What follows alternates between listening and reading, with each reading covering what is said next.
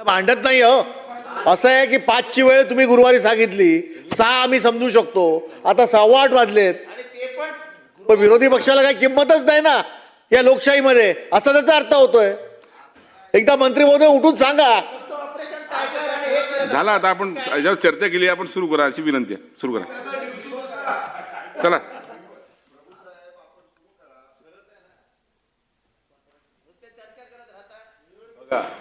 चला सुरू करा.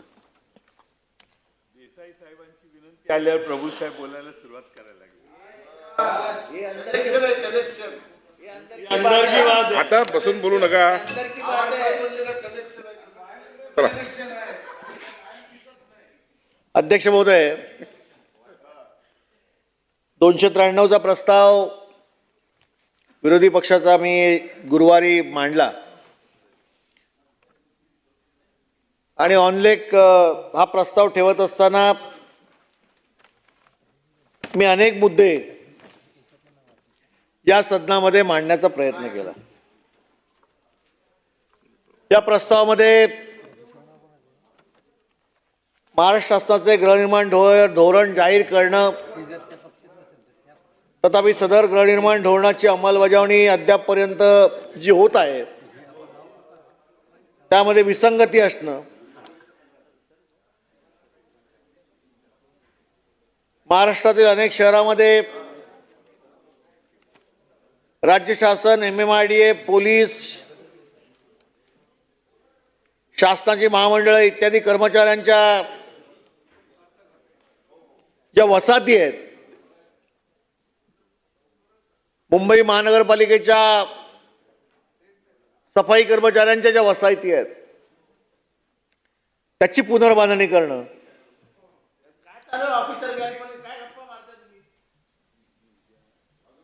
आणि या इमारती जीर्ण झाल्यामुळे पावसात कधी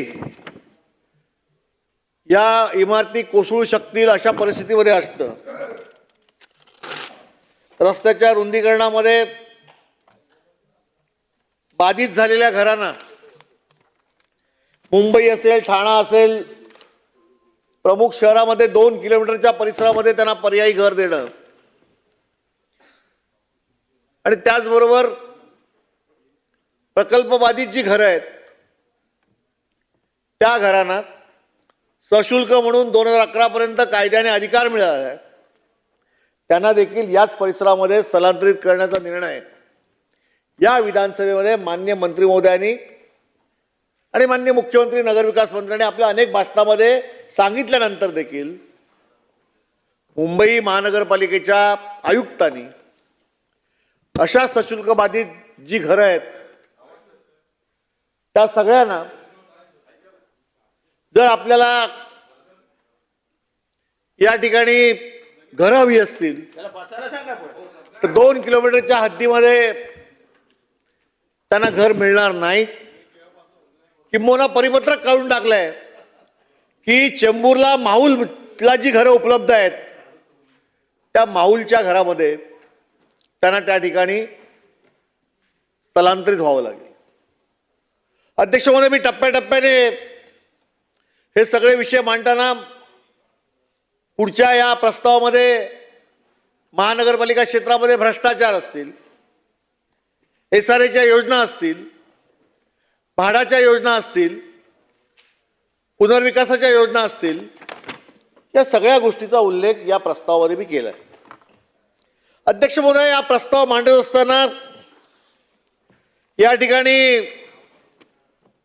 आपल्याला एक गोष्ट सांगावी लागेल की संयुक्त महाराष्ट्र राज्याच्या स्थापना झाल्यानंतर राज्य सरकारने 5 डिसेंबर 1962 रोजी महाराष्ट्र गृहनिर्माण मंडळ, विदर्भ गृहनिर्माण मंडळ, झोपडपट्टी सुधारणा मंडळ आणि मुंबई इमारत दुरुस्ती व पुनर्रचना मंडळ या 4 सहकारी संस्थांचे विलीनीकरण करून म्हाडा प्राधिकरण स्थापन केलं. अध्यक्ष महोदय, का सांगतोय की मुंबई शहरातील जुन्या उपकरप्राप्त 19,644 भाडेतत्वावरील पागडी इमारतीच्या मालकांना मिळणाऱ्या अल्प भाडे रकमेतून इमारतीची देखभाल व दुरुस्ती करणे शक्य नसल्याने या इमारतीच्या दुरुस्ती व पुनर्रचनेसाठी शासनाने मुंबई इमारत दुरुस्ती पुनर्रचना मंडळाची स्थापना केली. मुंबईतील गरीब मध्यमवर्गीय रहिवासी कुटुंबियाला परवडणाऱ्या दरात घरे बांधून मिळावी यासाठी म्हाडाची स्थापना झाली व तशीच म्हाडाच्या घटनेत नोंद आहे.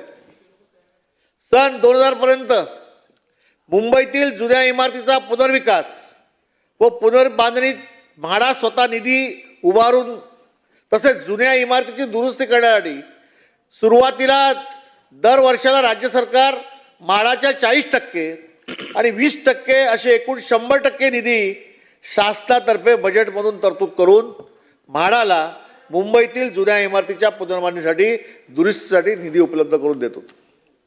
2000 साली राज्य शासनाने DC रूल 33/7 अन्वये जुन्या इमारतीचा आणि DC रूल 33/9 अन्वये झोपड्याच्या पुनर्विकास करण्याबाबत कायदा मंजूर केला आणि यामुळे म्हाडाचे जुन्या इमारतीचे पुनर्बांधणीचे काम स्वतः न करता केवळ परवानगी देऊन खाजगी विकासाच्या कडून पुनर्बांधणी केली जाऊ लागली आणि यामुळे म्हाडाला आपल्या मूळ स्थापनेचा उद्देश आणि घटनेचा विसर पडला आहे आणि आज रोजी म्हाडा स्वतः एकही इमारतीची पुनर्बांधणी करत नसून खाजगी विकासकांना पुनर्बांधणी करण्याची फक्त परवानगी देऊन जबाबदारी टाळत आहे आणि म्हणून सरकार आपल्या मूळ या धोरणापासून लांब जाते याची आठवण मी या प्रस्तावाच्या निमित्ताने या ठिकाणी करतोय.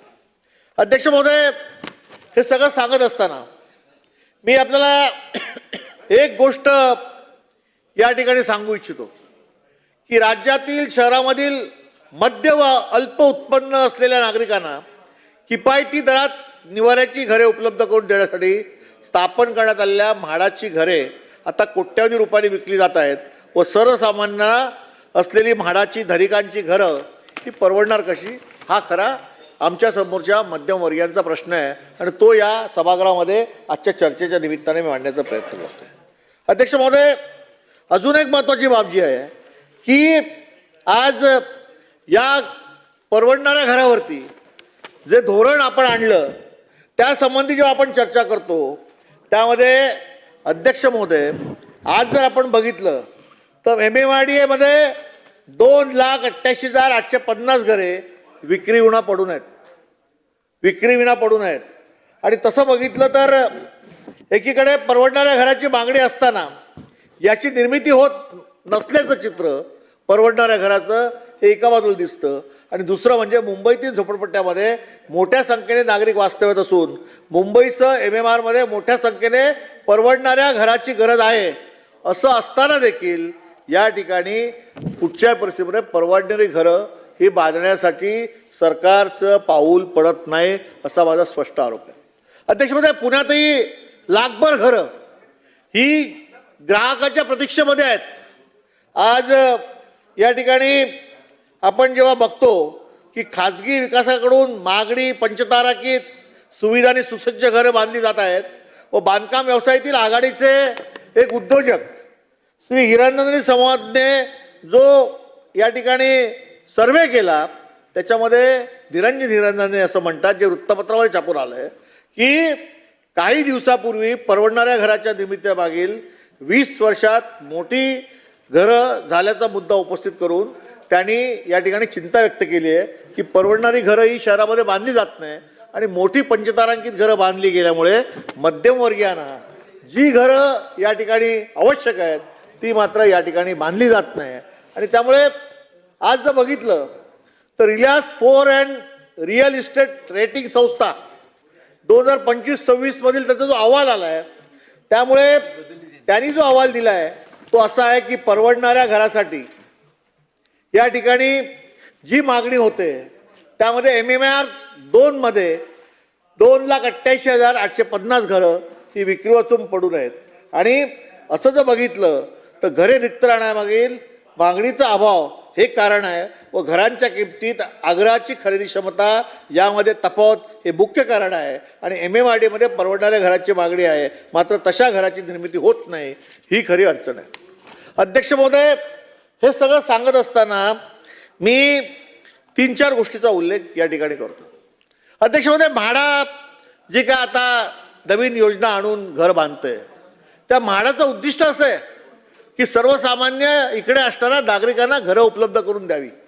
आज काय परिस्थिती आहे अध्यक्ष महोदय, आज म्हाडामार्फत जी घरं या ठिकाणी उपलब्ध केली जात आहेत त्यांची परिस्थिती काय की या संपूर्ण म्हाडामध्ये बांधण्यात येणाऱ्या घरामध्ये आता तो सगळा अधिकार जो आहे तो म्हाडाला आहे.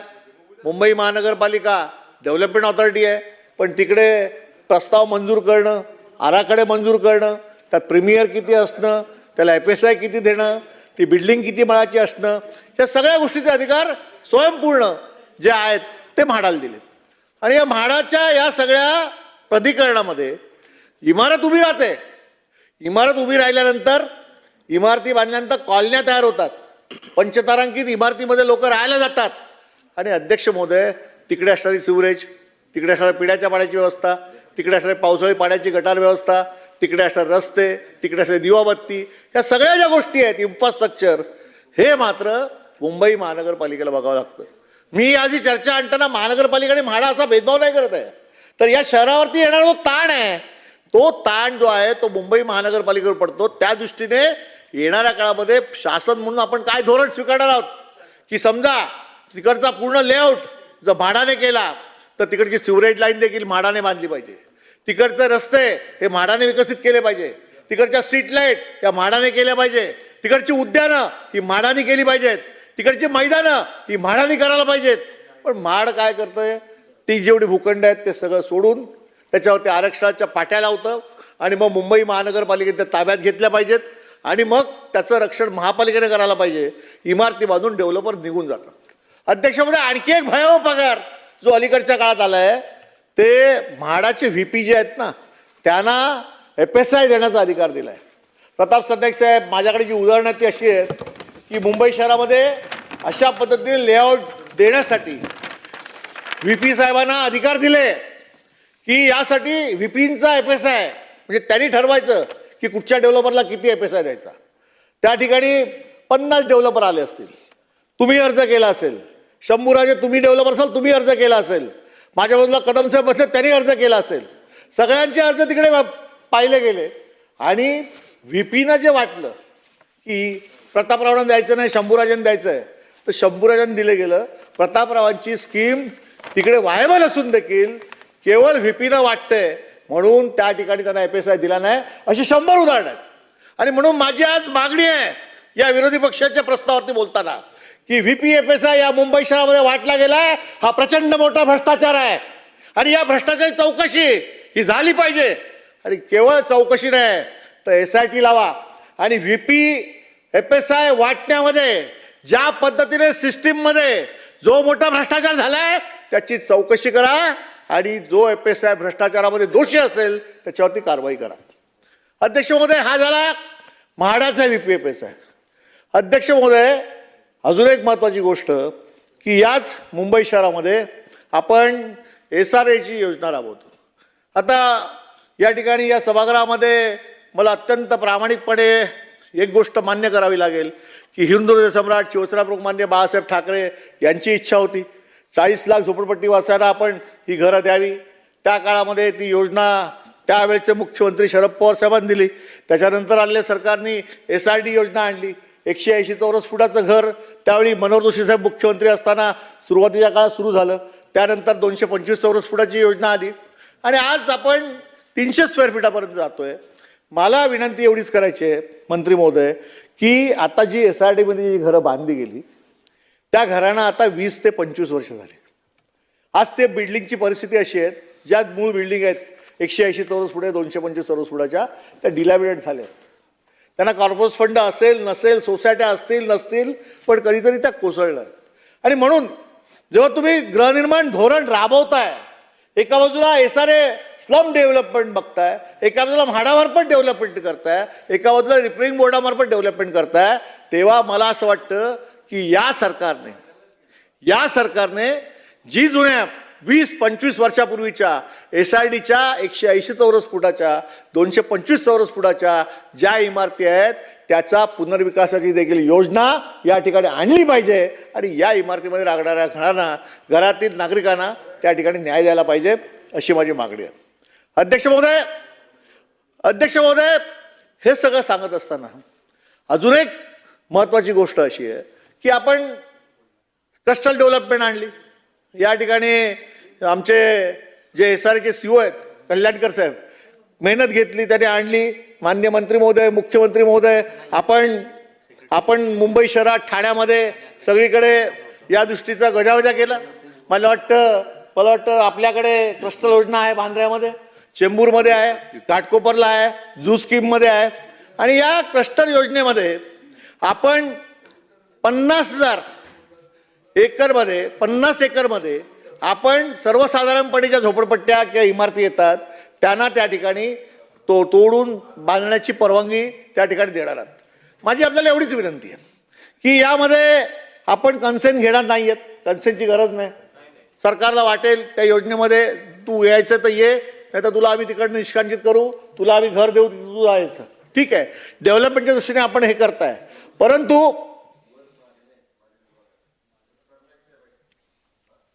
त्यांना म्हणून निवून घ्या. परत या, परत या. बोला. मजाक हो गया ये, मजाक हो गया.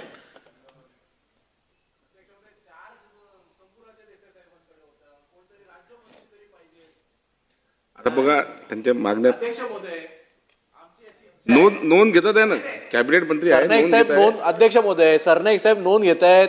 याच्याकरता सर्व विरोधी पक्षाच्या वतीने आम्ही त्यांचे वैयक्तिक आभार मानतो.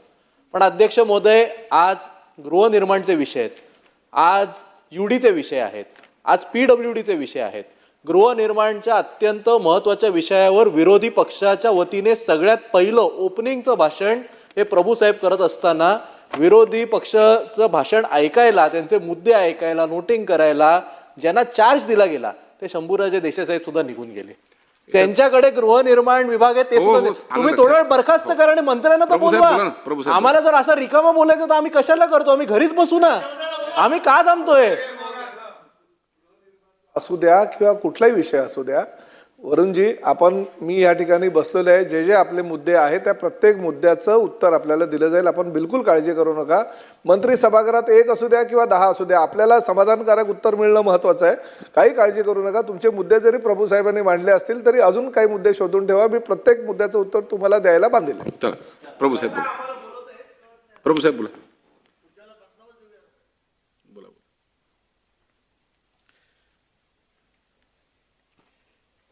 अध्यक्ष महोदय, मी क्लस्टर डेव्हलपमेंटबद्दल बोलत होतो आणि या क्लस्टर डेव्हलपमेंटमध्ये आपण साधारण 51% झोपडपट्टी क्षेत्र त्या ठिकाणी निवडलेल्या क्लस्टर परिसरामध्ये किमान 51% क्षेत्र हे झोपडपट्टी किंवा अनधिकृत बांधकामाने व्याप्त असावे. उर्वरित भागात जुन्या इमारती, चाळी किंवा सरकारी जमिनी असू शकतात आणि अशा जुन्या इमारतींना संस्था मालकी हक्क असल्याने SRA क्लस्टर अंतर्गत न जाण्याचा विरोध करतील. त्यामुळे न्यायिक खटले वाढण्याची शक्यता आहे आणि त्यामुळे सदर योजना रखडली जाऊ शकते. ही माझी शंका आहे. आणि त्या दृष्टीने नेमकं येणाऱ्या काळात आपण काय करणार आहात? क्लस्टर योजना चांगली आहे. 50 एकर करा, 5 एकर करा, 10 एकर करा, झोपडपट्टीच्या पुनर्विकासासाठी आपण सगळ्या गोष्टी करा. परंतु न्यायिक खटले जे भविष्यात होणार आहेत त्यासाठी आपण नेमकं काय करणार आहात? त्यासाठी प्रत्येक वेळेला आपण कॅबिनेट दाखल करणार? या SRAचे CEO तिकडे कॅबिनेट दाखल करणार की या राज्याचे गृहनिर्माण मंत्री आणि सचिव त्या ठिकाणी कॅबिनेट दाखल करणार? नेमकं आपण यासाठी काय करणार आहात आणि योजना अडकू नये म्हणून भविष्यात आपण सुखकर होण्यासाठी काय करणार आहात हे जरा या चर्चेच्या निमित्ताने मुंबईकर जनतेला कळू दे. आणि म्हणून मला आणखी एक विषय ह्याच्यामध्ये मांडायचा आहे की हे क्लस्टर डेव्हलपमेंट जेव्हा आपण करत असतो तेव्हा साधारण 50 एकर योजनेमध्ये 10,000 झोपड्याचा समावेश आहे आणि मग ते 10,000 झोपड्या आणि मग सेलेबल FS आहे असं मिळून त्या ठिकाणी पायाभूत सुविधांवरती जो मोठ्या प्रमाणात लोकसंख्येची प्रचंड वाढ झाल्यामुळे पाणी, वीज, रस्ते आणि सांडपाणी व्यवस्था यासारख्या नागरी सुविधा जो प्रचंड ताण पडणार आहे त्या दृष्टीने नेमकं आपण काय करणार आहात हे देखील या चर्चेच्या निमित्ताने या सभागृहाला कळणं आवश्यक आहे. आणि दुसरं म्हणजे निकृष्ट दर्जाचे बांधकाम विकासक नफा कमवण्याच्या उद्देशाने पुनर्वसन करण्याच्या इमारतीचे बांधकाम करत असेल तर त्यासाठी आपण कंट्रोलमध्ये काय करणार आहात?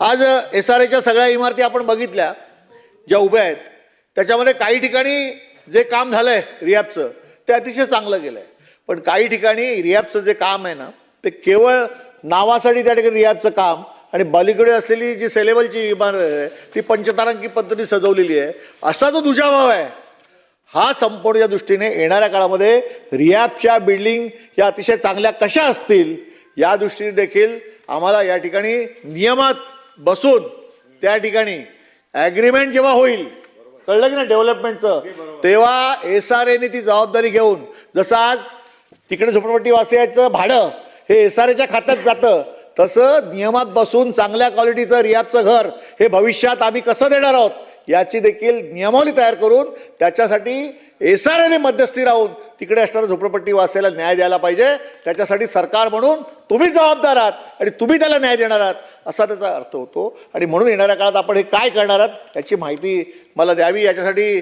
सर्वच सदस्य असा सोबत सहमत असतील. आणि दुसरं असं की आपण 10,000 झोपड्यांचं पुनर्वसन करणार आहोत. क्लस्टर डेव्हलपमेंट आहे, मोठे तिकडे RG प्लॉट असतील, PG प्लॉट असतील, त्याच्यावरती आरक्षण असतील या शहराच्या हिताची, ती आपण काय करणार आहात, त्याचं डेव्हलपमेंट कसं करणार आहात.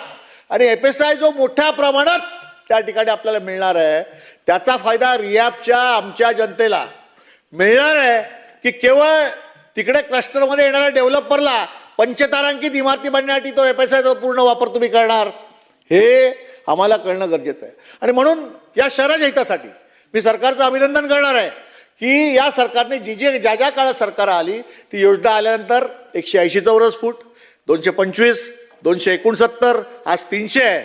मी आज सभागृहात कस्टल डेव्हलपमेंटच्या निमित्ताने मुंबई शहरामध्ये 50-50 एकरचे जे मोठे भूखंड डेव्हलप होत आहेत, मी मागणी करतोय की सर्वसामान्य झोपडीवासियांना क्लस्टरचा मोबदला जर डेव्हलपरला मोठ्या प्रमाणात मिळणार असेल तर आमच्या FSI वाढवून आम्हाला 350 फुटाचं घर हे सरकारने दिलं पाहिजे अशी माझी मागणी आहे.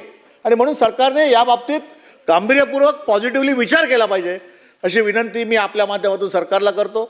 अजून एक विषय महत्त्वाचा आहे की या क्लस्टर डेव्हलपमेंटमध्ये आपण म्हटलात की जी घरं आहेत त्याच्यामध्ये जी घरं अशी आहेत की ज्या चाळी आहेत जुन्या, आणि त्या जुन्या चाळी बरेच वर्षाच्या आहेत, त्याच्यामध्ये जी स्ट्रक्चर आहेत ती स्ट्रक्चर जी आहेत त्याच्यामध्ये नागरिक राहतात आणि मग त्याच्यामध्ये ऑथराईज, टॉलरेटर आणि प्रोटेक्टेड, त्याचे मराठी अर्थ आपण अध्यक्ष महोदय ट्रान्सलेट करून लिहा.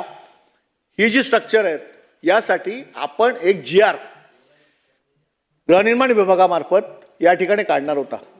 काय झालंय मंत्री महोदय की मोठमोठ्या डेव्हलपमेंट जेव्हा होतात तेव्हा तिकडे असणाऱ्या SRAला तिकडे 2011चा असेल तर त्याला न्याय मिळतो, 1195चा असेल त्याला न्याय मिळतो, परंतु तिकडे असणारा आमचा शेजारी चाळ आहे त्या चाळीमध्ये राहणारा माणूस 1165ला राहतो, 1175ला राहतो, त्याला मात्र रिडेव्हलपमेंटला तिकडे अधिकार मिळत नाही. समजा तिकडे असणाऱ्या डेव्हलपरने तळघरातल्या लोकांना स्कीममध्ये घेतलं आणि वरच्या लोकांना मध्ये दाखवून जर त्याची नोंद NXLमध्ये केली तर आज एवढं झालं आहे की माहितीच्या अधिकारात एवढे कॉम्प्युटर उभे राहिलेले आहेत की त्याच्या चौकशा सुरू होतात, मग आमच्या अधिकाऱ्यांच्या मागे लागतात, मग त्यांना निलंबन करायला लावतात, मग त्यांच्या मागे ब्लॅकमेलिंग करतात आणि मग पहिल्या माळ्यावरच्या या सगळ्या लोकांना घरं उपलब्ध होत नाहीत आणि लोक भीतीच्या वातावरणात आहेत. मी आज एक उदाहरण देतो. मी सतत या संवादामध्ये जो विषय मांडला की माझ्या ज्या भागामध्ये मी सर्वप्रथम नगरसेवक झालो आणि लोकप्रतिनिधी होण्याचा मान ज्या मतदारांनी दिला त्या प्रभागामध्ये महादेव लक्ष्मण चाळ आहे. ही चाळ 1975ची आहे. तळमाळ्यावरच्या लोकांना SRAमध्ये घेण्यासाठी लोक तयार आहेत, पण पहिल्या माळ्यावरची लोक घरं साशंक आहेत. रोज मला भेटतात, साहेब आमचं काय करणार. त्यांना मी शब्द दिलाय की पहिल्या माळ्यावर जरी आपण असलात तरी क्लस्टर डेव्हलपमेंटमध्ये जो अधिकार नव्याने आपल्याला आलाय की टॉयलेटर स्ट्रक्चर असेल, तुम्ही तिकडे राहत असाल, तुम्हाला वस्त्राचा अधिकार असेल तर तुम्हाला देखील SRAमध्ये कायदेशीर सामावून घेऊन त्या ठिकाणी SRA तुम्हाला घर मिळणार, तुम्हाला बेघर केलं जाणार नाही, तुमच्यावरती कोणीही बिल्डर अथवा शासन तिकडे वरवंटा फिरवणार नाही अशा पद्धतीचं वचन आम्ही दिलंय. पण मंत्री महोदय तो अजून GR मंत्रालयामध्ये आहे, नगरविकास विभागात आहे, तो लवकर त्याचा पाठपुरावा करा. आणि माझी तर मागणी अशी आहे की या अधिवेशनामध्ये माननीय मंत्री महोदय जेव्हा याला उत्तर देतील किंवा अंतिम आठवडा प्रस्तावाच्या निमित्ताने मुख्यमंत्री उपमुख्यमंत्री या मुंबई शहरासाठी काही घोषणा करतील तेव्हा अशा चाळीमध्ये राहणाऱ्या लोकांना तो जो GR आहे त्याच्यामध्ये आपण असं म्हटलंय की या मुंबई शहरात राहणारे जी कोण लोक असतील जे ऑथराईज आहेत, टॉलरेटेड आहेत आणि प्रोटेक्टेड आहेत, अशा सगळ्या घरामध्ये राहणाऱ्या लोकांना त्या ठिकाणी SRA योजनेमध्ये घर दिलं जाईल. त्याचं राज्यपत्र काढून आम्ही ते लोकांसाठी पब्लिश केलंय. एवढी घोषणा या सभागृहात केली तरी मुंबईतील अर्ध्याधिक लोक जे गेले वर्षानुवर्ष उपनगरामध्ये चाळीत राहत आहेत, जे आता टांगती तलवार आहे की पहिल्या माळावर आम्ही राहतो पण आम्हाला घर मिळणार नाही, त्यांना कुठेतरी सुटकेचा निश्वास मिळेल. आणि हे काम सतत सातत्याने पाठपुरावा मी करतोय, पण सरकारने अधिवेशनात घोषणा करून त्यांना त्या ठिकाणी मदत करावी अशी माझी विनंती आहे.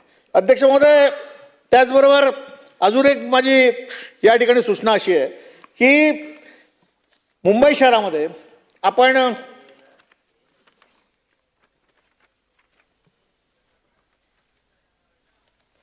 मोठ्या प्रमाणामध्ये रिडेव्हलपमेंट जे आणतो त्याच्यामध्ये जुन्या ज्या चाळी आहेत त्याच्या पुनर्विकासासंबंधी या ठिकाणी अनेक वेळा आपण चर्चा करतो. यामध्ये आपल्याला जर बघायचं असेल तर मुंबई शहरामध्ये अमीन पटेल बोलतील, त्यांच्या भागामध्ये जुन्या चाळी आहेत, परंतु या चाळी दुरुस्त करण्यामध्ये जसं म्हाडाने रिपेरिंग बोर्ड आणून 33/7 अन्वये पूर्वी या चाळी दुरुस्त करण्यासंबंधी आपण जे प्रयत्न करत होतो, हळूहळू याच्यामध्ये विकासक आले. विकासक आल्यानंतर विकासकाचा नफा काय, जुन्या रहिवाशांना किती FSI देणार, त्यात तिकडे असणाऱ्या आमच्या घरमालकाचा अधिकार काय, व भाडेकरूचा अधिकार काय, मग ती स्कीम व्हायबल होते का, व्हायबल होत नसेल तर पुढे कोण डेव्हलपर येत नाही. आणि वर्षानुवर्ष ज्या पडलेल्या इमारती आहेत त्या मात्र आपण तिकडे दुरुस्त करू शकलो नाही. पगडी सिस्टीमच्या बाबत या सदनामध्ये मला आठवतं आहे की गृहनिर्माण विभागाच्या वतीने आपण निवेदन केलं होतं आणि ते माननीय उपमुख्यमंत्र्यांनी निवेदन केलं होतं की दक्षिण मुंबईत ब्रिटिश कालापासून भाडेतत्वावर पागडीत सुमारे 19,644 जुन्या उपकर प्राप्त मोडके झालेल्या इमारती होत्या. त्यापैकी आतापर्यंत मुंबई दुरुस्तीसाठी पुनर्रचना मंडळाने 1969 साली स्थापन केलेल्या या बोर्डामार्फत 56 वर्षाच्या कालावधीत 6,596 इमारती पाडून नव्याने बांधल्या. अद्यापर्यंत 13,448 जुन्या उपकर भाडेकरू विद्यार्थ्यांना पगडीत असल्यामुळे त्यांना आपण त्या ठिकाणी घर देऊ शकलो नाही. सद्यस्थितीत या इमारतीपैकी काही इमारती राहण्यास धोकादायक आहेत. आणि मग साहेबांनी अशी घोषणा केली होती की गृहनिर्माण धोरण आणतोय, मी चमत्कार करतोय आणि या पागडी सिस्टीममध्ये राहणाऱ्या लोकांना याचपासून हे सरकार जबाबदारी घेत आहे, आम्ही त्यांना घर बांधून देऊ, त्यांना घर देण्याची जबाबदारी घेऊ. जर मुख्यमंत्री महोदय उपमुख्यमंत्री बोलले असतील, सरकारच्या वतीने बोलले असतील, घोषणा केली असेल, तर निर्णय कधी होणार, लोकांना याचा फायदा कधी होणार. या आता पाऊस सुरू आहे, आपण बघा दुर्दैवाने या गोष्टी घडू नये, पण या मुंबई शहरामध्ये जेव्हा पाऊस सुरू होतो तेव्हा शहरातल्या उपनगरातल्या अशा मोडकळी आलेल्या चाळी आहेत, इमारती आहेत, त्या लोकांना भविष्यात घर मिळेल की नाही म्हणून ते घर जाऊ नये म्हणून लोक आशेपोटी त्या घरात राहतात. पाऊस जोरात पडतो आणि मग चाळी कोसळतात, माणसं मरतात, वित्तहानी होते, मनुष्यहानी होते, लोक आशावादी असतात, अजून किती वाट बघणार. आणि म्हणून मग तुम्ही या सदनामध्ये जर घोषणा केली असेल की आम्ही पगडीमुक्त मुंबई करू, तर लवकरात लवकर त्याची अंमलबजावणी करा. आणि अजून एक महत्त्वाचं म्हणजे या मुंबई शहरामध्ये असे अनेक प्रकल्प आहेत की ज्या प्रकल्पाच्या निमित्ताने सरकारने अजून काही निर्णय हे चांगल्या पद्धतीने घेणं आवश्यक आहे. मी ज्या मतदारसंघाचं नेतृत्व करतो तिकडे एक शिवशाही नावाचा प्रकल्प आहे. त्या शिवशाही प्रकल्पामध्ये मला आठवते की कुर्ल्याच्या एअरपोर्टमध्ये जी राहणारी लोकं होती, एअरपोर्टला जागा मिळावी म्हणून त्या झोपडपट्ट्यांना आपण त्या शिवशाहीमध्ये आणलं. सरकारची कंपनी आहे, लोक 2300 घरं आहेत, इमारती बांधून लोक राहायला गेली, सोसायट्या झाल्या, पण शिवशाहीकडे दुरुस्तीला 1 रुपया नाही. तिकडे सिवरेज रस्त्यावरती वाहतं, रस्ता दुरुस्तीला शिवशाहीकडे पैसे नाहीत, महानगरपालिका त्या ठिकाणी सेवा देत नाही, कचरा उचलते म्हणजे महापालिका मेहरबानी करते. म्हणजे गुरांपेक्षा देखील वाईट पद्धतीने लोक या सरकारच्या या मुंबई शहरामध्ये राहतात त्या इमारतीमध्ये.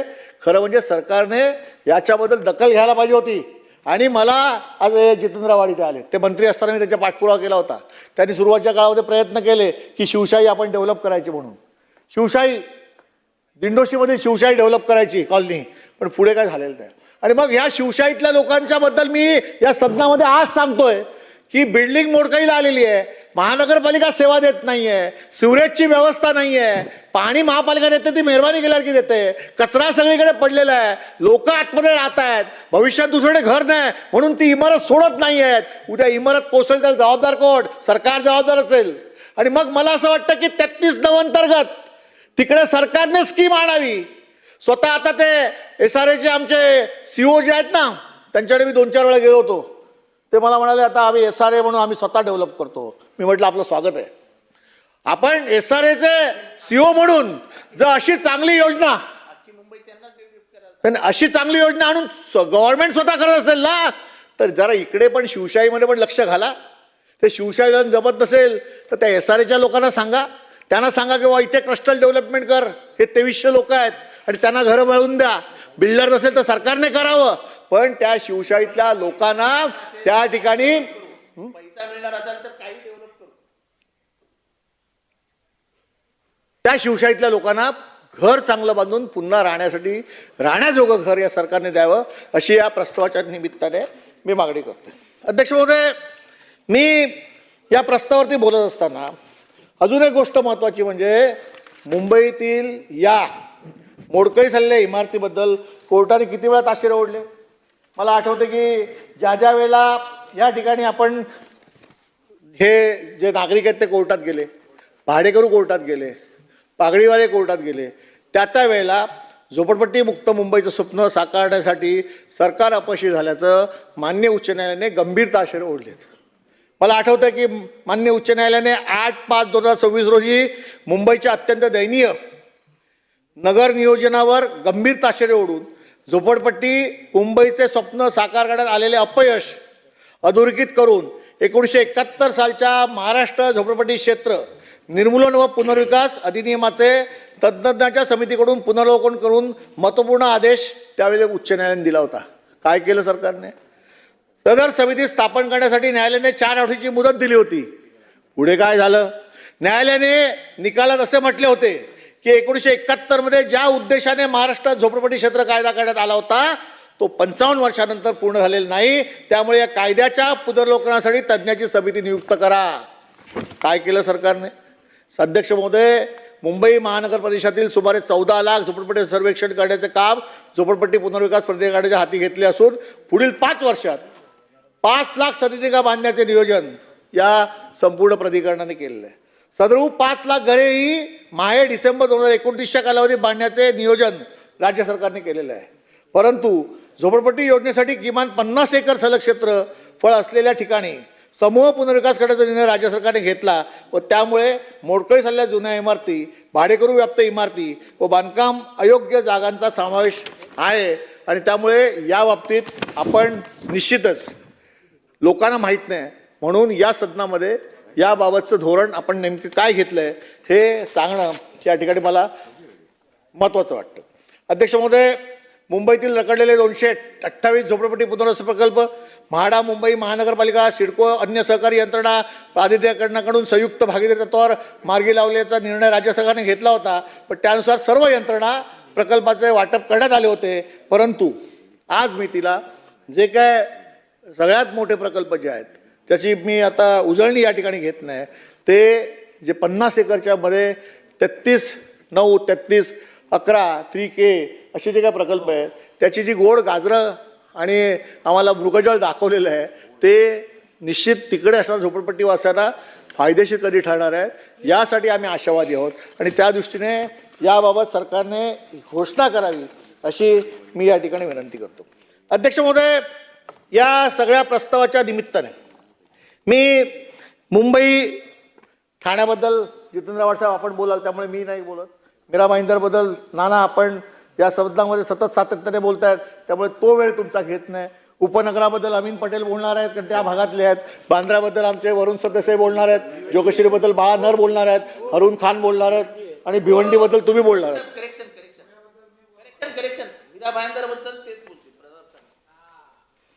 घ्या बोला.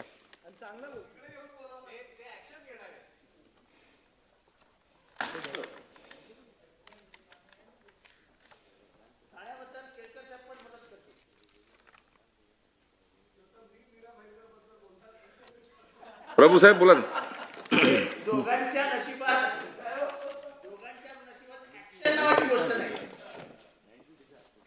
हा बोलू का?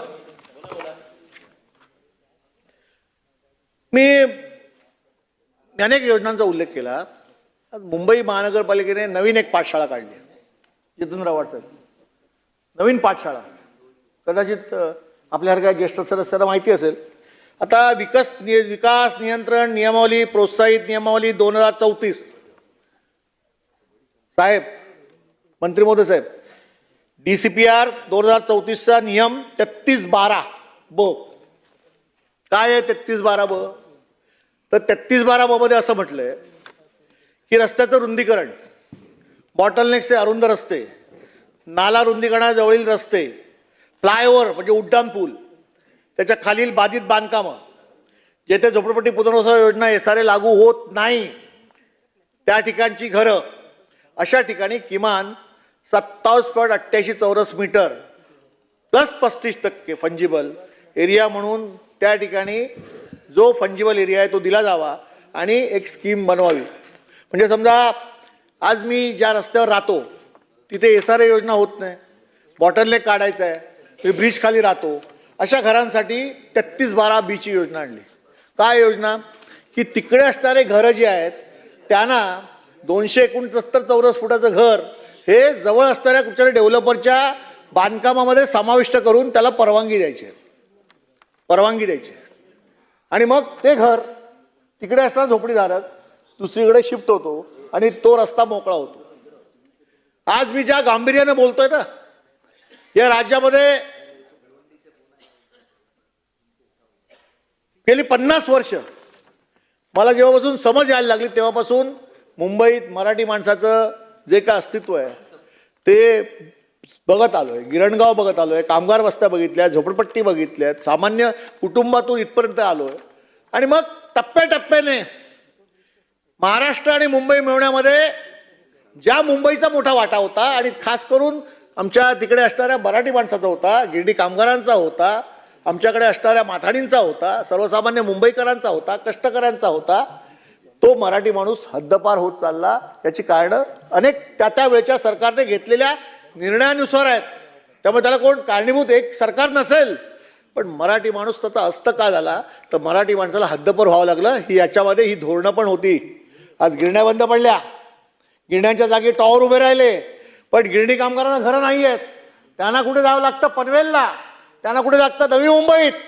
मी प्रत्येक वेळेला दारासोपराला, अरे मुंबईच्या गिरणी कामगारांनी या संयुक्त चळवळीमध्ये जी लढा उभा केला, जे रक्त सांडलं, ज्यांचे खून झाले, त्यांचे घर उद्ध्वस्त झाले, त्या गिरणी कामगारांना गिरण्या बंद झाल्यानंतर त्यांच्या जमिनीवरती प्रचंड टोलेच्या काही इमारती उभ्या राहतात आणि त्या गिरणी कामगारांना हक्काचं घर कुठे या मुंबई शहरात मिळू शकत नाही.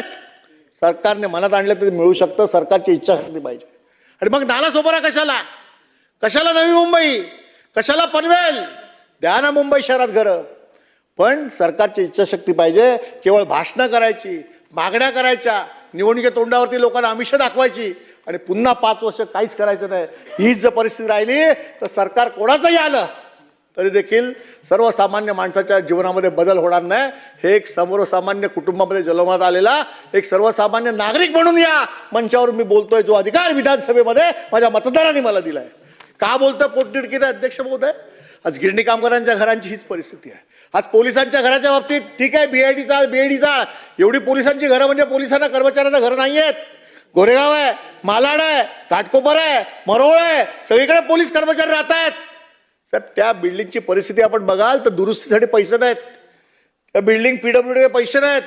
ज्या भागामध्ये या बिल्डिंग आहेत ना तिकडे असणारा सिनियर पी पावसाळ्यापूर्वी नोटिसेस मारतो त्या लोकांना, अरे कर्मचारी पोलीस, कळलं की नाही, दिवसरात्र सेवा पोलीस स्टेशनची करतायत, सिनियर पी नोटीस मारतो की घर खाली करा नाही तर घरातून हिसकून लावेल. काय करायचं लोकांनी? मग पोलिसांना घरं देणार असाल तर कोणत्या योजनेद्वारे देणार आहात ते तरी मला सांगा. आणि सगळ्यात महत्त्वाचं म्हणजे गिरणी कामगारांना नाही, सरकारी कर्मचाऱ्यांना नाही. वरुणजी तुम्ही बोला सरकारी कर्मचाऱ्यांबद्दल, पोलिसांच्या बद्दल मी बोलतोय. आणि सगळ्यात मोठं 3312 B मध्ये मराठी माणूस कसा हद्दपार गेला होता माहितीये का? त्या बॉटलनेकमध्ये जर घर असेल ना आणि ज्या डेव्हलपरकडे ती इमारतीची घरं बांधली जाणार आहेत हे त्या डेव्हलपरला कळतं. तो आवारसाहेब नाना तो एजंट निर्माण करतो, तो डेव्हलपर. मग ते एजंट त्या वस्त्यांमध्ये फिरतात. मग ते कोणाकडे जातात? सुनील प्रभूच्या घरी येतात. मग त्याला सांगतात, अरे तुझ्या झोपड्याची किंमत किती आहे? एवढी आहे ना, चल मी तुला आणखी 10 लाख जास्त देतो. 10 लाख जास्त देतो, झोपडं मला विक. बिचारा गरीब असतो, पैशाची गरज असते, मुलाचं शिक्षण असतं, बायकोचं आजारपण असतं, आणखी काही गोष्टी असतात, गावाकडचं कर्ज असतं, पतपिढीचं कर्ज असतं, बँकेचं कर्ज असतं, सावकाराकडनं कर्ज घेतलेलं असतं, कोणाला पैसे द्यायचे असतात, कुठेतरी घर मिळतंय, जास्त पैसे मिळत आहेत म्हणून ते झोपडं तो त्याला विकतो. अशी टोळी या संपूर्ण मुंबई शहरात तयार झाली. आणि मग त्याच्या नावचं घर हे इमारतीमध्ये घेतलं जातं आणि ते चढ्या भावाने 30, 40, 50 लाख नफा तिकडे त्याने विकला जातो आणि प्रचंड पैसे अशा पद्धतीने डेव्हलपर कमवतो. हे जर खोटं असेल तर मी मान्य मुख्यमंत्री, मान्य गृहनिर्माण मंत्री, मान्य नगरविकास मंत्री, आपण मुंबई शहरामध्ये चौकशी करा, चौकशी अंती जर अशा पद्धतीच्या घटना आढळल्या तर आपण त्याच्यावर कारवाई करा. पण या शहरातला मराठी माणूस हा हद्दपार होतोय. हा हद्दपार होताना सरकार त्याला खतपाणी घालतंय. आणि जर अशीच परिस्थिती राहिली तर या मुंबई शहरामध्ये अशी परिस्थिती येईल की मराठी माणूस औषधा देखील सापडणार नाही. ही परिस्थिती सरकारच्या निर्णयामुळे येऊ शकते. हा धोक्याची घंटा या सभागृहात तुम्ही बोलतोय, कारण अंतरात्म्यापासून बोलतोय. आणि म्हणून मराठी माणूस या मुंबई शहरात टिकवायचा असेल, कष्टकरी या मुंबई शहरात टिकवायचा असेल, या मुंबई शहरात गेली 15 वर्ष महाराष्ट्रात राहणारा मराठी आहे. होय, या महाराष्ट्रात 15 वर्ष जो राहतो तो कुठच्या जातीचा असेल, धर्माचा असेल, तो मराठी आहे, तो महाराष्ट्रीयन आहे. त्याला या शहरात टिकवायचं असेल तर सरकारला कुठेतरी गांभीर्याने भूमिका घेऊन यांच्या हितासाठी धोरण आणावं लागेल. अन्यथा प्रत्येक योजनांमध्ये नवीन कल्पकता घेऊन एजंट तयार होतील आणि एजंट तयार होऊन मराठी माणसाचा गळा घोटण्यासाठी ती घरं विकत घेतली जातील. त्याला हद्दपार करून वसई, नालासोपारा, कल्याण, डोंबिवली, त्याच्या पलीकडे पालघर, गुजरातच्या बॉर्डरीवरती पण नेतील आणि मुंबई ही गिळंकृत केली जाईल. ही धोक्याची घंटा मी सांगतो अध्यक्ष महोदय. आणि म्हणून या दृष्टीने सरकारने येणाऱ्या काळामध्ये त्या ठिकाणी पावलं उचलली पाहिजे. अजून एक नवीन फंडा महापालिकेचा. अध्यक्ष महोदय, ज्या महानगरपालिकेमध्ये मी 20 वर्ष नगरसेवक म्हणून काम केलं, ज्या संस्थेवरती मी अतोनात, ज्या संस्थेने मला नावारूपाला आणलं, ज्या संस्थेवरती मी अतोनात प्रेम करतो, त्या संस्थेमध्ये अशा भ्रष्टाचाराचे फंडे जेव्हा मी बघतो ना तेव्हा अंतरात्म्यापासून मला वाईट वाटतं. आणि म्हणून आज सरकारसमोर या सगळ्या गोष्टी मी बोलतोय. 33-20B काय 33-20B की रोड वाइडनिंग, प्रोजेक्ट, गार्डन, शाळा किंवा या प्लॉटवर जी घरं आहेत, स्मशानभूमी, त्या मोकळ्या करण्यासाठी तिथे जे लोक घरं आहेत त्यांना महानगरपालिकेने स्वतः अशा पद्धतीची घरं निर्माण करून त्यांना त्या ठिकाणी शिफ्टिंग करायचे.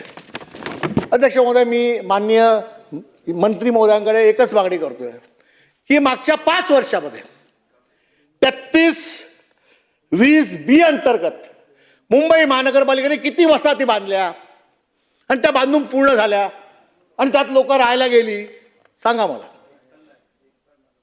एक वसाहत बांधून पूर्ण झाली नाही.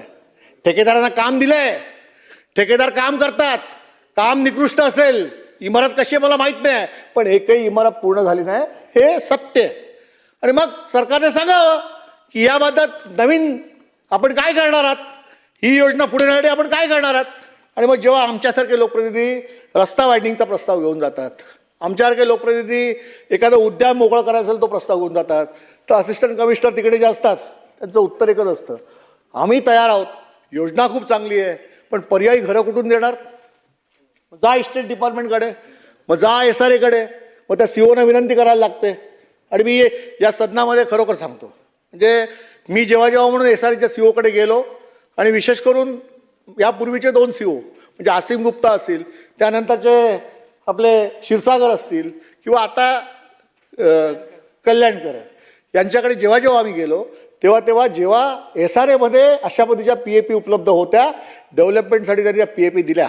आज कुरार गाव असं कॉम्पॅक्ट वस्ती आहे. डेव्हलपमेंटसाठी तिकडच्या लोकांची अपेक्षा आहे की आमदारांनी जो रस्ता केला पाहिजे. 2-3 रस्ते मी उघडले, पण सगळ्यात महत्त्वाचा रस्ता Sanskar college to Ambedkar G Malkar road SRA ने मदत केली. महापालिकेचे आयुक्त भूषण गगरानी यांनी आउट ऑफ द वे जाऊन त्या ठिकाणी व्हिजिट केली. 75 लोकांना आपण घरं दिली. पुढल्या ठिकाणी SRA प्रकल्प करतोय. 120 फुटाचा रस्ता मोकळा करतोय. जो अधिकारी चांगला आहे त्याचं कौतुक केलं पाहिजे. या शहराला त्याची गरज आहे. पण या विकासाच्या मुळावर जो अधिकारी आहे त्याला इकडनं उचला आणि पहिलं फेका. हे आज मी का सांगतोय की जे मदत करतात ते चांगलं आहे, पण जे करत नाहीत आणि जे केवळ अशा पद्धतीने सोंग करतात ना, लवाड लांडग ढोंग करते, अशा ढोंग करणाऱ्या लोकांना कुठे लाथ घालायची हे सरकारने स्वतःच्या अधिकारामध्ये ठरवलं पाहिजे. अध्यक्ष महोदय, आज या प्रस्तावावरती बोलत असताना अजून एका विषयावरती मी येणार आहे, कारण मी जास्त वेळ घेणार नाही. आज नाही बोलतो ना काय बोला बोला बोला बोला बोला. मुंबई महानगरपालिकेमध्ये भ्रष्टाचाराच्या आरोपासंबंधी अनेक गोष्टी आहेत. मी त्याच्यावरती बोलणार नाही. नाही तुम्ही बोला ना साहेब, तुम्हाला अधिकार देतो. मी सगळंच बोललो तर मग असं आहे ना की विरोधी पक्षाने पण वाटून बोललं पाहिजे. नाही मी होतो, पण आता जे चाललंय त्या सगळ्या गोष्टी भयावह सगळ्या गोष्टी मी काढल्या. नाही ऐका, असं आहे की मुंबई महानगरपालिकेतील शालेय साहित्य खरेदी प्रक्रियेत पारदर्शकता आणण्याच्या दृष्टीने, थेट उत्पादकांना संधी देण्यासाठी आणि दलाल मध्यस्थींची साखळी संपुटात आणण्याच्या दृष्टीने मोठमोठ्या घोषणा करत पूर्वीची निविदा प्रक्रिया रद्द केली. आम्ही स्वागत केलं की ठीक आहे, आपण नवीन लोकप्रतिनिधी म्हणून निवडून आलो, नवीन बॉडी आहे, या महानगरपालिकेत नवीन काहीतरी चांगलं करण्याचा तुमचा प्रयत्न आहे. आम्ही त्याचं स्वागत केलं. आणि मग या निर्णयाचे समर्थन करताना जनतेच्या समोर भ्रष्टाचारमुक्त आणि स्पर्धात्मक खरेदी प्रक्रियेचे चित्र उभे करण्यात आले.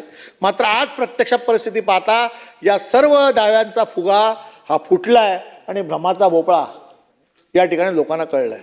असं मी का बोलतोय?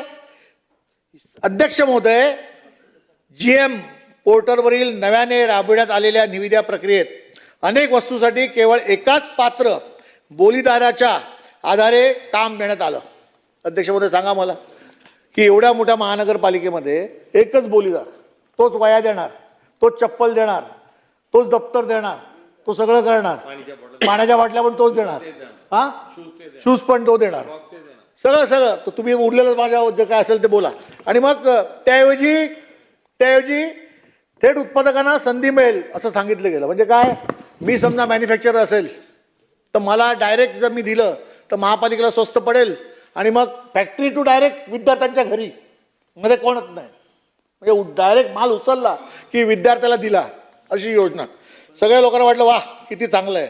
आणि मग त्यावेळेला एजंट आणि मध्यस्थ्यांचं काम त्या ठिकाणी नाही अशी बाब समोर आली. त्यामुळे जुन्या प्रक्रियेवर प्रश्नचिन्ह उपस्थित करून नवीन खिडकीतून त्याच प्रकारचा कारभार सुरू करण्यात आला. जुनं जे होतं ना ते म्हणे एजंट लागतात, मग मध्यस्थी लागतात, मग त्यांच्याकडनं माल घ्यायला लागतो, मग तो माल आणखी कोणत्या मध्यस्थाला द्यायला लागतो, मग तो विद्यार्थ्याकडे जातो, मग त्याचं कधीतरी वितरण होत नाही. म्हटलं हे सब झूठ आहे. बोल चल 20 साल से कुछ नहीं हुआ, हम आप कुछ नया करके बताते. आणि म्हणून करायला सुरुवात केली. लोकांना वाटलं वाह खूप चांगलं करतायत. आम्हालाही वाटलं की वा चांगलं काहीतरी आहे. आज परिस्थिती काय आहे? सर्वात धक्कादायक बाब म्हणजे शाळा सुरू होण्याची नियोजित तारीख 15 जून उलटून गेली असतानाही विद्यार्थ्यांना आवश्यक शालेय साहित्य उपलब्ध झालेलं नाही. दरवर्षी शाळा सुरू होताच विद्यार्थ्यांच्या हातात पोचणाऱ्या वस्तू यंदा अद्याप अनेक शाळापर्यंत पोचलेल्या नाहीत. शालेय बॅग, पाण्याच्या बाटल्या आणि टिफिन यासारख्या अत्यावश्यक वस्तूचे प्रस्ताव अद्याप मंजुरीच्या प्रतीक्षेत आहेत. याचा थेट फटका मुंबईतील लाखो विद्यार्थ्यांना आणि पालकांना बसला.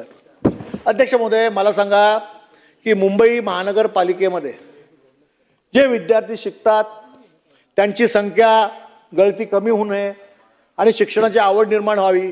ही सर्वसामान्य घरातली झोपडपट्टीतील किंवा मध्यमवर्गीय असतात.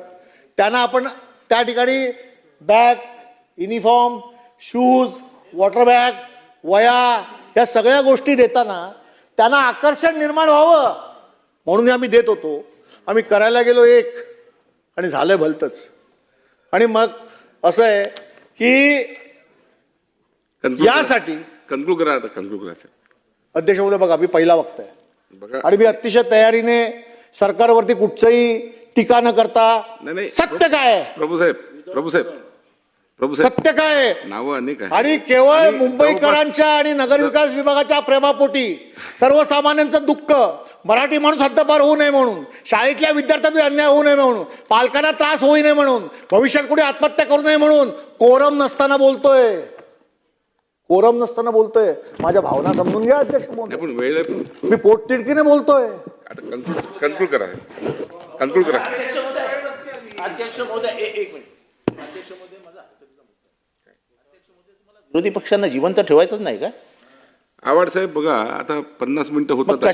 कशाला नाटकं करता? 8 वाजता घ्या, पाहिजे तेवढा वेळ घ्या. काय नाटक आहे ती? नाही, इतरही सर्व सदस्य आहेत ना, सर्वांना अहो, सर्वांनी इतर नाव आलेली समोर आहेत. सदस्य आहेत का? तुमच्याकडली नावं सर्व दोन्ही बाजूची सदस्य आहेत, दोन्ही बाजूची सदस्य काय बोलणारी कुठली आहात. पद्धत म्हणजे?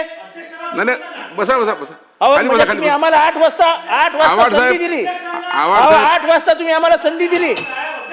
आवाड साहेब, नाही अहो, नाही, नाटक झालं ना आम्हाला, आमचं नाही, काय आहे बरोबर. की नाही?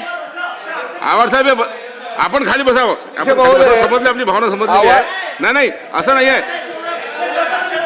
नाही, नाही, अध्यक्ष हे बघा, महोदय, हे बघा प्रस्तावावर अध्यक्ष महोदय, एक मिनिट. हे हा. आव्हाड साहेबांनी जे उद्गार ह्या सभागृहात काढले, नाटकं कशाला करता अध्यक्षांना उद्देशून, कामकाजातून ते कृपा करून काढून टाका. पण आम्हाला आमची वेळ मिळाली पाहिजे. आवाड साहेब, प्रत्येक माणूस जर सर्वांनी जर 50 मिनिटं बोललं तर कसं होणार? नाही नाही, असं नाही आहे काही. नाही नाही, काही हे बघा, 3 तासाची वेळ आपण मागितलेली आहे. नाही नाही, प्रस्ताव सुरू करण्याची कारणं मगाशी झाली. नाही नाही, प्रस्तावाची कारणं मगाशी झालेली आहे. आता तो ते घेऊन पुन्हा आपण वेळ घेऊ नका. आपण चला कन्क्लूड करा आपण, प्रभू साहेब. हा अध्यक्ष महोदय, सुमारे 200 कोटी रुपयाच्या सार्वजनिक निधीचा प्रश्न असताना सत्ताधारी पक्ष आणि प्रशासन याबाबत पूर्णपणे उदासीन असल्याचे दिसून येतं. विद्यार्थ्यांच्या हितापेक्षा निवडक कंत्राटीदारांचं हित जपण्याचा प्रयत्न याच्यामध्ये दिसतो. असा प्रश्न आता सर्वसामान्य नागरिक बोलतायत. जर पारदर्शकतेच्या नावाखाली जुन्या प्रक्रियेपेक्षा अधिक विलंब, कमी स्पर्धा आणि निवडक लाभार्थ्यांना कामे देण्याचं पद्धत अवलंबली जात असेल तर या संपूर्ण प्रक्रियेची चौकशी होणं आवश्यक आहे. माझी एवढीच मागणी आहे की जे विद्यार्थ्यांचं नुकसान झालं, जे पालकांना ताण आला, ज्या वस्तू उशिरा गेल्या, त्याची चौकशी करा आणि याच्यामागे काय कारण आहे, कोण अधिकारी दोषी आहे, कशामुळे हे झालं, ही कोणाची आयडिया होती, कोणाची संकल्पना होती, संकल्पना बाबा, हां संकल्पना होती, हे जरा आम्हाला कळू दे आणि ते उत्तरात सांगा. आमची मागणी आहे की या सर्व निविदा प्रक्रियेची स्वतंत्र आणि निपक्ष चौकशी करण्यात यावी आणि GM पोर्टलवरील सर्व व्यवहार आणि पात्रता निकष सार्वजनिक करण्यात यावेत. कामे देताना कोणत्याही निकषाचा अवलंब करण्यात आला याची माहिती जनतेसमोर ठेवावी आणि विद्यार्थ्यांना प्रलंबित शालेय साहित्य तातडीने उपलब्ध करून द्यावे. आमची मागणी आहे की मुंबईकरांच्या कराच्या पैशातून चालणाऱ्या या योजनेत कोणत्या प्रकारचा गैरव्यापार झाला, पक्षपातीपणा झाला की भ्रष्टाचार खपवून घेतला जाणार नाही असं सांगणाऱ्यांनी भ्रष्टाचार केला किंवा भ्रष्टाचार करण्याचा प्रयत्न झाला, विद्यार्थ्यांच्या भवितव्याशी खेळणाऱ्या जनतेसमोर येऊन इकडे असणाऱ्या प्रशासनाने उत्तर द्यावं. शेवटी लोकनियुक्त बॉडी असली तरी देखील तिकडे महापालिकेमध्ये आयुक्त आणि अतिरिक्त आयुक्त आणि प्रशासन सर्व असतं. कारण 20 वर्ष मी महानगरपालिकेत काम केलं, त्यामुळे सत्ता पक्ष विरोधी पक्ष या गोष्टीच नाहीत. प्रशासनच ठरवतो स्वतः काय करायचं ते. आणि मग याला सगळ्याला जबाबदार जे कोण आहेत ना, त्यांनी येऊन एकदा सांगा लोकांसमोर की घ्या प्रेस आणि सांगा की अशी पारदर्शकता आम्ही आणणार होतो, अशी आमची संकल्पना होती, पण आम्ही फसलो. आम्हाला कोणाला ज्याला काम दिलं त्यांनी आम्हाला फसवलं आणि म्हणून आम्ही विद्यार्थ्याला फसवलं, म्हणून आम्ही पालकांना फसवलं, म्हणून आम्ही मुंबईकर जनतेला फसवलं, म्हणून एवढा मोठा भ्रष्टाचार झाला आणि याच्यामध्ये एवढे लोक दोषी आहेत, त्यांना तात्काळ आम्ही निलंबित करतो. हा हिम्मत अध्यक्ष महोदय असेल हिम्मत सरकारमध्ये तर करून दाखवा. आणि म्हणून या प्रस्तावाच्या निमित्ताने अनेक मुद्द्यावरती मला बोलायचं होतं, अनेक विषय माझ्याकडे होते, परंतु या प्रस्तावाच्या निमित्ताने जेव्हा म्हणून हा प्रस्ताव 293चा येतो आणि ज्यावेळी मी मुंबई शहरातील सर्वसामान्य माणसाचे प्रश्न या सभागृहामध्ये पोटतिडकीने मांडतो, तळमळीने मांडतो, अंतरात्म्यापासून मांडतो, सर्वसामान्य दुःख मी समजून घेऊन ते आवाज या सभागृहात उठवण्याचा प्रयत्न करतो, तेव्हा सरकारकडे साधी अपेक्षा असते की पोट तिडकीने बोलणारा आमच्यासारखा माणूस हा विरोधी पक्षाचा असला तरी जनभावना मांडतोय, त्याचं कुठेतरी उत्तर द्या, त्याला कुठेतरी न्याय द्या. त्याच्या प्रश्नाची वाचा फोडताना सर्वसामान्य असलेले सरकारचे अधिकार त्या माणसाच्या हितासाठी वापरा. आणि मुंबईकरांचं, या शहरात राहणाऱ्या नागरिकांचं, मग शहर पुणे असेल, नाशिक असेल, संभाजीनगर असेल, ठाणं असेल, कल्याण असेल, डोंबिवली असेल, कुठचंही नगर असू दे, तिथल्या नागरिकाला न्याय द्या, ही माझी या प्रस्तावाच्या माध्यमातून विनंती आहे. मला माहिती आहे की माझ्यानंतर अनेक लोक बोलणार आहेत, वेगवेगळे विषय आहेत, आणि आपण विनंती केली म्हणून माननीय अध्यक्ष महोदय, आपण सतत सातत्याने या सदनाला मार्गदर्शन करत असता. त्यामुळे याच्यानंतर माझे अनेक सदस्य वेगवेगळ्या विषयावरती बोलतील, म्हणून मी मांडलेल्या ज्या भावना आहेत त्या सर्वसामान्यांची तळमळ आहे, सर्वसामान्यांचं दुःख आहे, सर्वसामान्यांच्या हितासाठी आहे. सर्वसामान्य मुंबईकरांच्या मनामध्ये अंतरात्मा जो या ठिकाणी साथ घालतोय की सरकार राजा काहीतरी कर, केवळ खासदार आणि आमदार फोडून हे सरकार चालत नाही, तर सर्वसामान्य माणसाला न्याय द्या, न्याय द्या असा आक्रोश करतोय, त्या आक्रोशाला कुठेतरी ओ द्या, एवढंच मला सांगायचंय. धन्यवाद. धन्यवाद. सन्माननीय सदस्य